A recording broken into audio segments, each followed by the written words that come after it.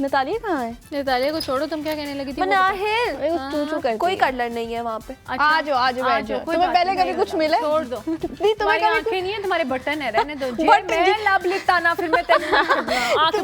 Button होते, वो button तो तुम्हारे हैं, गोटियां बंदा खेले। मेरे बटनों से नजर तो आते ना, इसके बटनों से नजर नहीं आ रहा। मैं थक गई हूँ तुम लोगों की बातें सुन सुन के। कुछ आता है पता नहीं, अल्लाह ताला तुम्हें भेजा क्यों है तुम्हारी जिंदगी अजाब करने के लिए। You duck duck, you duck. I just love this one more time, you duck duck.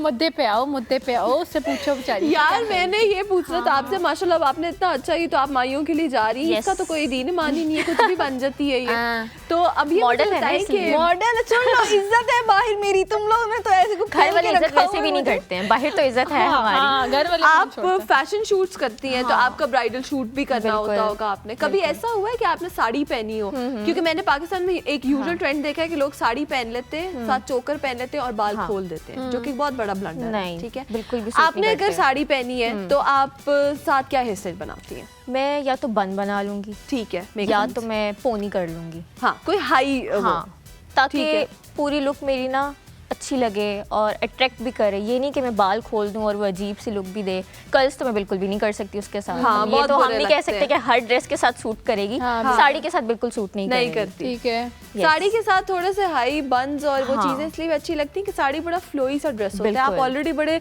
Sleek से आ रहे थे, फिर आप यूजुअली आपने देखा होगा लोग चोकर पहनते हैं साड़ी के साथ, और आपने यहाँ तक चोकर पहना हुआ है और उसके ऊपर आपके बाल यूं फ्लैट खुले हुए हैं और वो इतने बुरे लगते हैं, बिल्कुल भी नहीं अच्छा लगता। ज़ुनैरा कहीं ऐसा तो नहीं कि तुम बारात वलीमे पे साड़ी पहन रही हो? नहीं, अभी नहीं पहन रही, लेकिन दुल्हन के साथ का लहंगा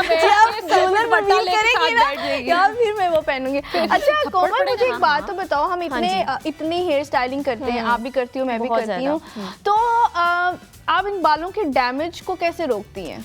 मैं बहुत ज़्यादा ऑयलिंग करती हूँ।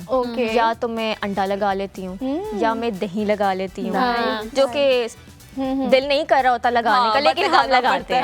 और स्पेशली एलोवेरा में लगाती हूँ। उससे वो बहुत स्मेल तो करते हैं, लेकिन बर्दाश्त करने, क्योंकि अपने बालों की भी तो केयर करनी है ना। अच्छा, ये तो आपने ट्रीटमेंट तो कर लिया, ठीक है, अब आपने बालों में अंडा भी लगा लिया, केला, जो चीज थी लगा ली, लेकिन अगर आपने अगले दिन उठ के दोबारा बालों को स्ट्रेट ही करना है या हीट लगानी है, तो फिर वो बाल तो दोबारा आपके डैमेज हो जाएंगे। हाँ, एज ए पर्सन जो फैशन इंडस्ट्री में, आप क्या समझती हैं कि हमें कितने टाइम का गैप देना चाहिए अपने, अगर आपके बाल गिरने शुरू कर डैमेज हो रहे हैं, तो हम कितने टाइम का गैप दें अपनी हेयर स्टाइलिंग को?